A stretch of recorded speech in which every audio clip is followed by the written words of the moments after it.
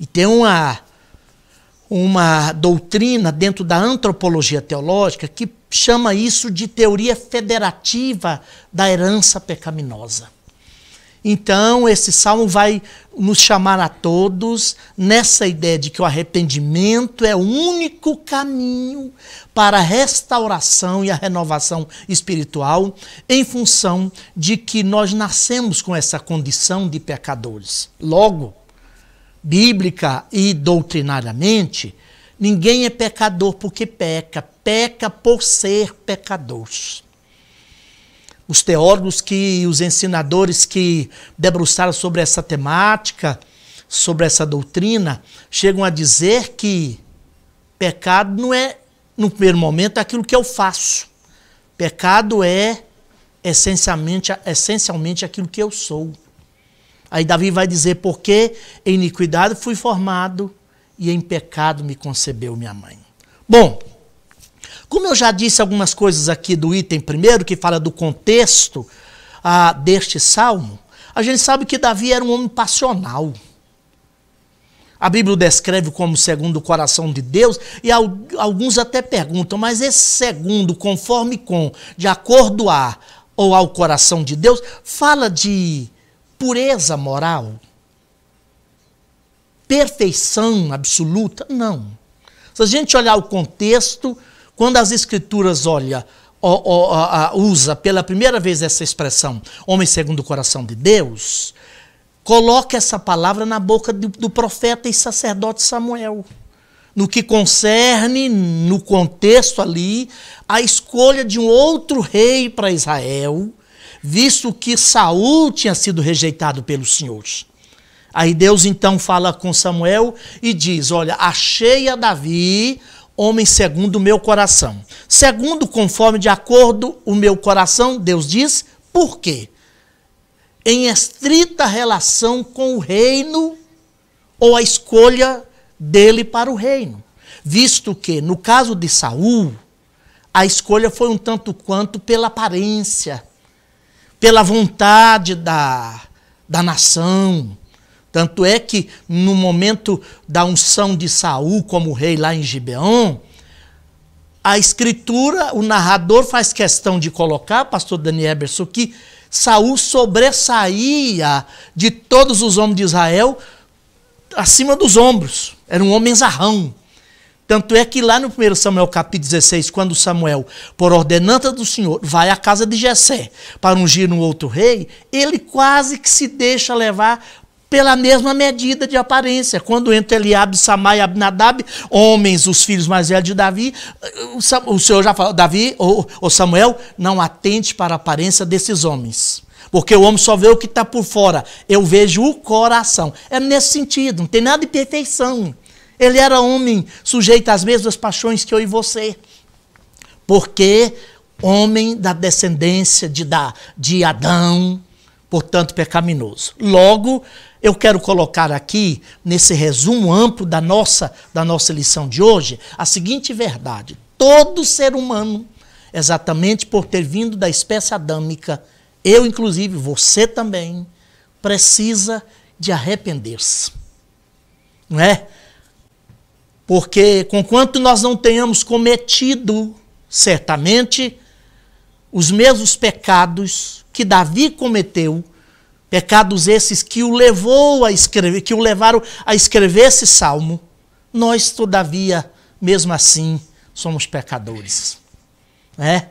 E a gente precisa de entrar por esse caminho do arrependimento, buscar ao Senhor, e como nós veremos aqui já no segundo item da nossa lição de hoje, alcançar o perdão e a restauração, trilhando esse caminho.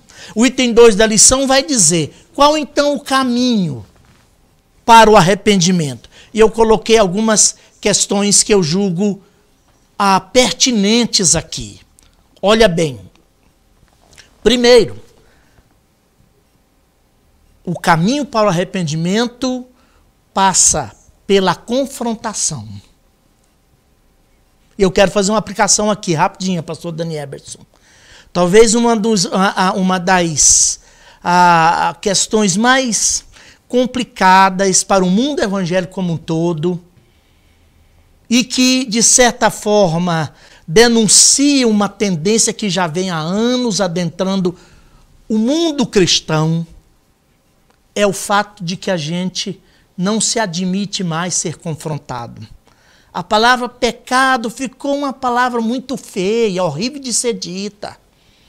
Com o processo do pensamento positivo e, mais tardiamente, desse processo da psicologização da fé, que vem tomando conta de certos bolsões do mundo religioso evangélico brasileiro, pecado até para alguns agora não é mais pecado, precisa ser confrontado.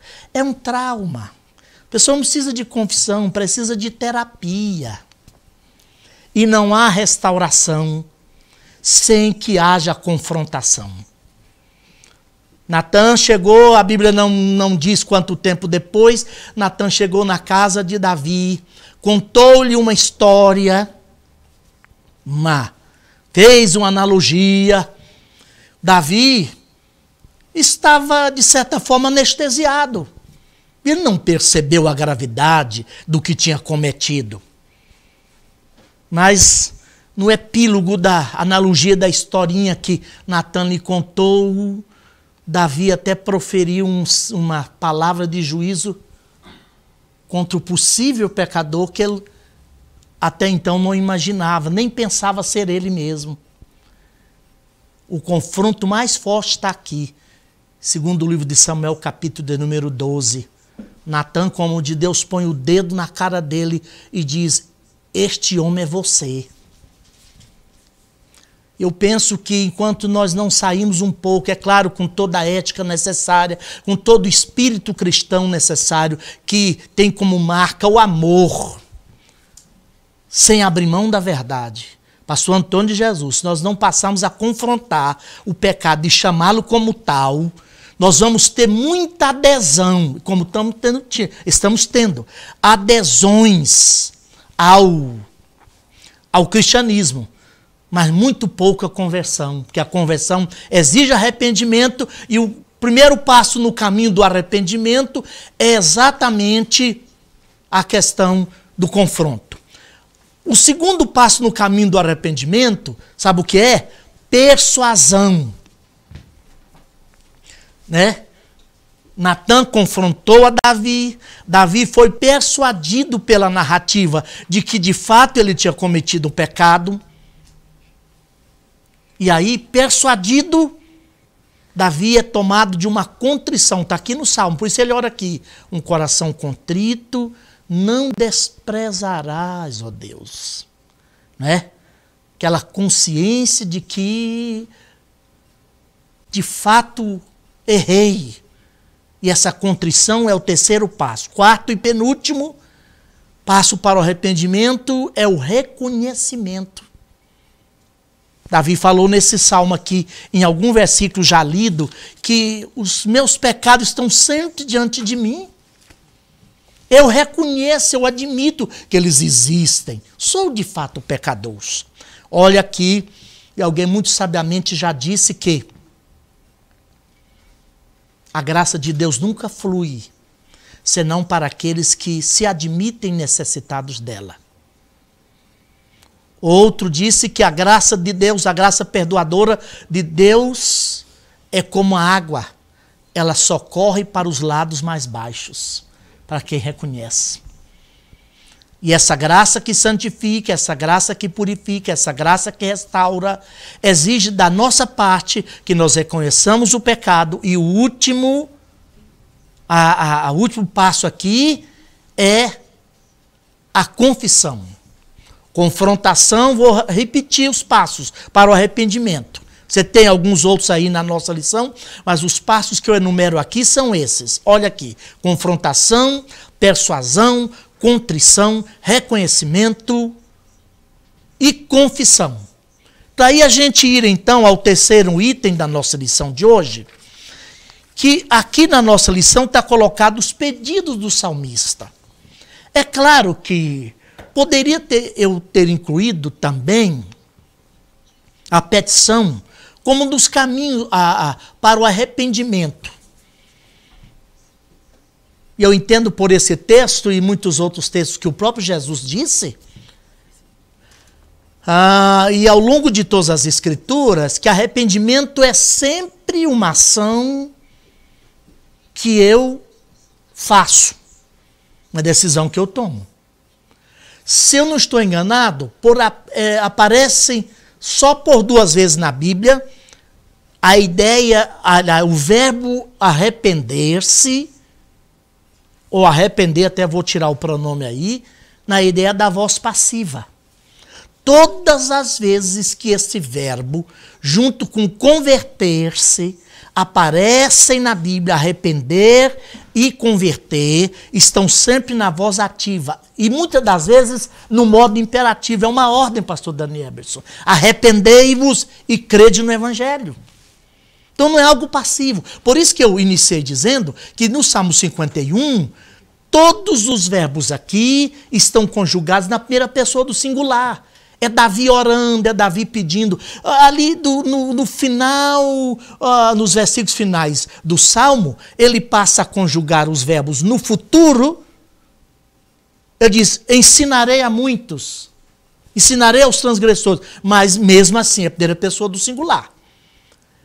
E fica subentendido que esses passos tomados para o arrependimento, se não desembocar efetivamente na petição, nos pedidos que o Salmo coloca aqui, e Davi fez, não terá resultado nenhum. Arrependimento sem a petição do perdão, sem a rendição ao Senhor, pode resumir em mero remorso. E remorso ainda não é o arrependimento. Embora o remorso até esteja no conjunto de tudo que envolve os sentimentos, as emoções de uma pessoa verdadeiramente arrependida.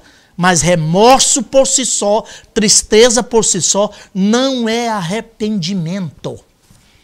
O arrependimento, para ser completo, tem que nos levar a essa consciência de humildade tão profunda que levou Davi a fazer essas petições aqui.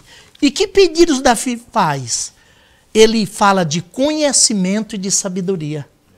Eu acho isso aqui extremamente importante. O versículo de número, se não me falha a memória aqui, olha aqui. Primeiro, no versículo de número 3, ele diz, porque eu conheço. A tradução a internacional, a nova tradução, então, diz, eu reconheço. Que é um dos passos para o arrependimento que nós já colocamos aqui. Porque eu conheço as minhas transgressões e o meu pecado está sempre diante de mim. Ele está admitindo, ele não está se esquivando.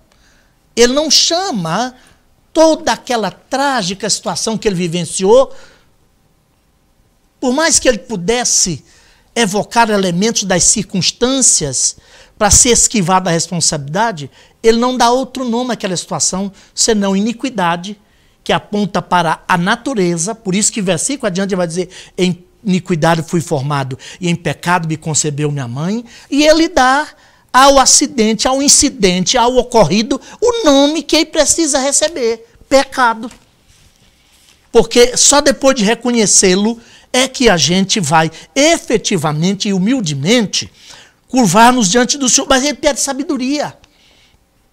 Sabedoria, certamente, para conhecer os caminhos do Senhor, e no caminho do Senhor, na provisão da graça perdoadora e salvífica de Deus, nas muitas misericórdias do Senhor, na grande benignidade, ele começou falando disso, né? No mesmo versículo ele usa misericórdia e depois diz misericórdias, que são muitas, e o profeta Jeremias diz que elas são a causa de não sermos consumidos. Ele entende, ele sabe que é preciso ter sabedoria de Deus para lançar a mão desses recursos a fim de fazer os pedidos certos. E o que ele pede? Primeiro, está aqui, purifica-me, lava-me, né? Mas ele não para por aí, Porque quando ele diz lava, me dá a ideia, até os comentários dizem que ele lança mão de um verbo muito usado no ritual sacerdotal, no tabernáculo inicialmente, lá no livro de Levítico. Mas ele entende que esse pecado, especialmente essa iniquidade inerente da raça humana, alguém já disse, pastor Antônio Jesus, não responde tratamentos cosméticos. Esse pecado, enquanto iniquidade da nossa natureza essencial, da inerência da nossa condição de filho de Adão, exige uma incisão profunda nos porões do nosso ser, que é o novo nascimento, a regeneração. E ele diz, lava-me, purifica, mas também diz, renova em mim o espírito reto. Começa lá da interioridade. Eu preciso de estar limpo, como alguém depois de ter tomado um bom banho, preciso de ser purificado. Ele usa aqui aquela expressão que era uma planta com hisopo, que era um mero ritual formal, mas esse lado meramente externo, se não chegar à condição da minha natureza interna, não vai resolver muito. Seria como cortar o broto da aboboreira para matar o pé de abóbora, né? Só mata a aboboreira cortando a raiz. E eu vou encerrar aqui, em minutos encerro, pedindo ao Senhor que dê a cada um de nós essa consciência. E além desses pedidos que Davi fez e a nossa lição colocou aqui, eu quero ler no Salmo para a gente encontrar outros pedidos. Olha aqui, o versículo 7 ele diz, purifica-me. Eu gosto disso. Vou repetir já pela terceira vez. Que este salmo é todo escrito na primeira pessoa do singular. E eu já disse aqui em diversos momentos que o pecado exige que cada pecador o assuma como seu. Até o diabo apenas tenta, quem peca sou eu. E a Bíblia diz que Deus é fiel e não permitirá que sejamos tentados além daquilo que possamos suportar. Ao contrário, já na tentação, Ele provê a força para que nós a vençamos. Seria acusar a Bíblia, se não por uma declaração aberta, pelo menos por inferência, admitimos essa filosofia humanista, que desde B.F. Skinner para cá, e o pensamento positivo de Vicente Piller, e Don Gossett, e tantos outros escritores, de há 40, 50 anos para cá, veio imaginando que o que o homem precisa é de um sentimento positivo apenas. Não, senhor. Graças a Deus, a meu juízo, posso estar enganado e tomara esteja, quiçá esteja. E isso levou uma grande gama do movimento evangélico, não me refiro aqui a essa ou aquela denominação, a passar acreditando, ou a acreditar, ainda que inconscientemente, que o poder de mudança está na gente. Eu li um pequeno livro, pastor, que retrata muito esse desvio, a meu juízo. O título do livro, pastor, irmão Valtinho, era Desperta o leão que está em ti. Toda a tese por trás da teologia da prosperidade, que tem uma coloração mais evangélica, que entre nós, que vindo de fora, foi esse pensamento positivo, e mais recentemente a cultização da fé, ela parte do princípio que o poder está aqui. Você pode, você consegue. Desperta o leão que está dentro de você. E a Bíblia diz por esse capítulo e em todo o evangelho que eu não posso sozinho. O poder que me muda é forâneo, ele tem que vir de fora. Eu não consigo sozinho. E à medida que a gente, sem má fé, sem intenção alguma, fomos negociando essas questões por essa fé mais ideológica e filosófica, chegou um momento árduo para nós agora, E esse tipo de fé, diante dessa tragédia, dessa calamidade que estamos vivendo, ela não tem resposta. Não basta apenas declarar, confessar e gritar. Que as coisas é mais das essências. Tem a ver com as essências. Ele diz, purifica-me, eu encerro já. Né? E ele diz, e ele reconhece, pois se me purificares, puro ficarei. E ficarei puro. Né? E diz assim, esconde a tua face dos meus pecados, ou seja, não vai enumerar, apaga-os, é como se fosse passar um mata-borrão. Não leve em consideração o que a minha história registrou em termos dos meus pecados aí. Apague por sua misericórdia. E aí eu encerro com esses 2 versículos. Cria em mim. Engraçado o quê? Engraçado nada. Excepcionalmente importante é que ele usa o verbo nesse criar aqui, ele usa o mesmo verbo lá do Gênesis, o bara. Se Deus não criar na nossa interioridade, meu querido irmão e amigo que porventura me ouve, uma nova natureza, e ele é poderoso para do nada criar, não adianta o cerimonialismo religioso, o meramente frequentar templos, botar uma cara de beriditino. É preciso que haja renovação no nosso interior. E a Bíblia chama isso de novo nascimento, regeneração. Sem isso, não há como vencer, como alcançar a restauração completa.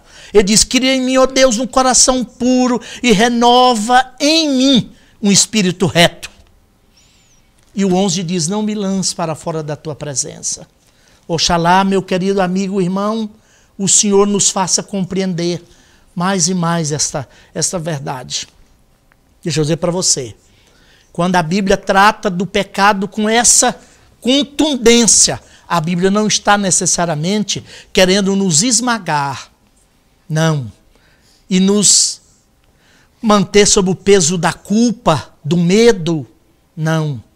Mas a Bíblia honestamente está reconhecendo que, assim como não pode haver uma cura efetiva de qualquer doença sem antes diagnosticá-la, não tem como alcançar a salvação, o perdão, a restauração e a renovação espiritual, senão depois de diagnosticado o mal inerente da nossa natureza. E a Bíblia chama esse mal de pecado. E isso nos leva à santificação e à santidade. E alguém diria, pastor, o que é santidade? Porventura, alguém perguntaria do outro lado aí. Santidade não é fachada religiosa. Santidade é um coração em permanente contato com as suas fraquezas. Quando Davi entendeu que era pecador, poderia cair, como de fato caiu, ele reconheceu que a graça de Deus era suficiente para restaurá-lo. Deus seja contigo, meu irmão, Deus seja conosco, que a bênção do Senhor permaneça sobre a sua vida. Há perdão de Deus disponibilizado para você. E o caminho para chegar lá é o arrependimento e a petição que você deve fazer humildemente ao Senhor, e Ele haverá de perdoar e lançar todos os seus pecados no mar do esquecimento, para nunca mais ser trazido de volta, e a paz de Deus vai inundar seu coração. Meu grande abraço, Deus te abençoe.